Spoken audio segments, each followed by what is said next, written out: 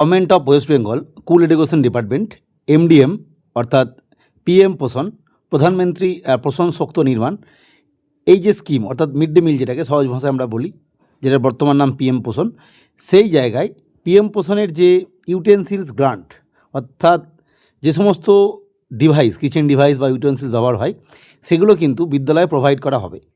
মূলত এই ধরনের গ্রান্ট এর আগেও বিভিন্ন সময়ে বিভিন্ন ইয়ারে প্রোভাইড করা হয়েছিল। মূলত লাস্ট যতদূর আমার মনে আছে 23-24 ফাইন্যান্সিয়াল ইয়ারে লাস্ট এই ধরনের গ্রান্ট প্রোভাইড করা হয়েছিল। নতুন করে বিভিন্ন স্কুলকে মানে কয়েক হাজার স্কুলকে এই গ্রান্ট দিয়ে দেওয়া হয়েছে। কত টাকা দেওয়া হয়েছে উল্লেখ করা হয়েছে, স্টেট ওয়াইজ সেন্ট্রাল কত দেবে, স্টেট কত দেবে, অনেকটাই, এবং কতগুলো স্কুল সেটাও লেখা আছে আর কি।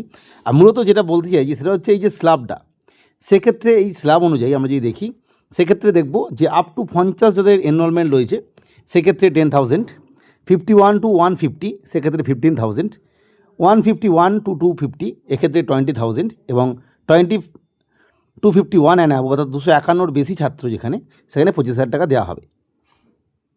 অর্থাৎ এটা গেল সম্পূর্ণ ইউটেন্সিলস বা কিচেন ডিভাইসের গ্রান্ট। আর এই জন্য কিন্তু নির্দিষ্টভাবে এখানে অথরিটিকে জানাতে হবে আর কি, ডিস্ট্রিক্ট ওয়াইজ ব্লক লেভেল থেকে যে এন্ট্রি হবে আর কি। সেখানে প্রথমে serial number, district, block, school name, UDISE code, category of school management, enrolment এবং requirement of kitchen device, yes or no, এটা কিন্তু করে রিপোর্ট পাঠাতে হবে। অবশ্যই এটা রিপোর্টটা যাবে আর কি একদম স্টেট এন্ডে 31/7/2026 মধ্যে।